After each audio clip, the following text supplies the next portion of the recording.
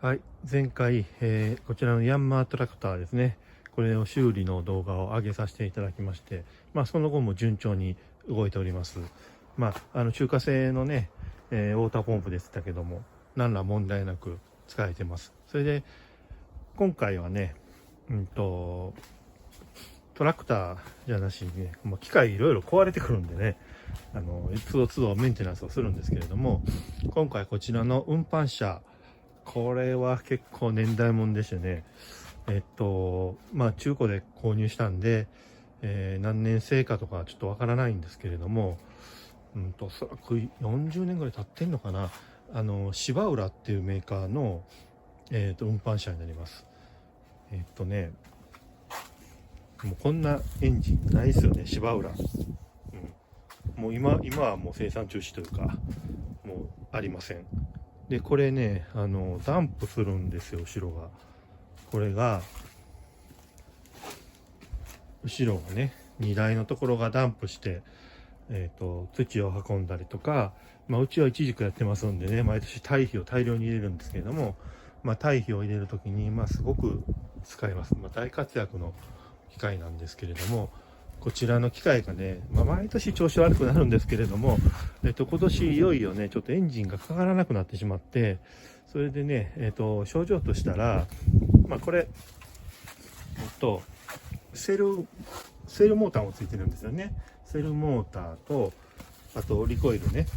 スターターもついてるんですけれども、これどちらでもエンジンかけることできるんですけれども、今回ね、どちら回してもエンジンかからなくなりまして、で、症状としたら、これがね、エアフィルターがここに入ってるんですけれども、エアフィルターのところから、ガソリンがこう漏れてくるような、そんな症状が出てきてて、どうしようもなかったですね。で、エアフィルターがあって、これがキャブレターというね、部品なんです。で、キャブレターで、これがエンジンになるわけなんですけれども、キャブレターの方で、ガソリン、これ送られてきたガソリンと、あと空気を混合して、で、混合機を、エンジンの中に入れて、で、エンジンを回すというような仕組みになってるんですけれども、ここのね、キャブレターがね、どうも詰まってたらしくて、で、うまくそのガソリンが流れなかったということで、ガソリンが溢れてきた、詰まってね、溢れてきたって感じで出てきて、おそらく、また、この後のビデオをつなげるんですけれども、フロートってね、フロートタイプの、キャブレターって言うんですけれども、フロートターの中に浮きが入っててね、そのガソリンが満たされると、その浮きで、浮きが浮き上がって、で、その先についてるピンが押されて、それで、ガソリンの出口を止めるみたいなね、そんな仕組みになってるんですけども、そこがね、詰まってたみたいで、ガソリンがダダ漏れ。で、ついでにちょっとエンジンのかかりが悪かったから、おそらくその、何やろあれ、メインジェットの中にピンが入ってるんですけれども、そこからガソリンと混合機が起こるようなピンなんですけど、そこも詰まりがあってね、なかなか調子よくエンジンかからなかったということで、これを、全部外して掃除しました。もうこれね、今のビデオはこれ完成後なんですけどね、もう綺麗にちょっとなってますけどね、掃除して、で、また掃除して取り付けました。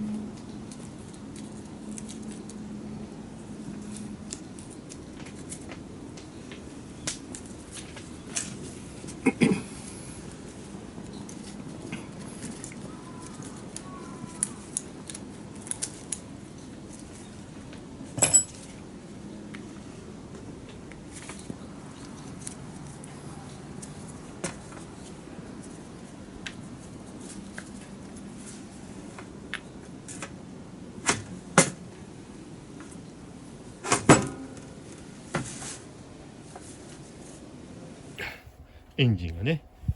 これが、チョークを開けまして、でエンジンセルを回すと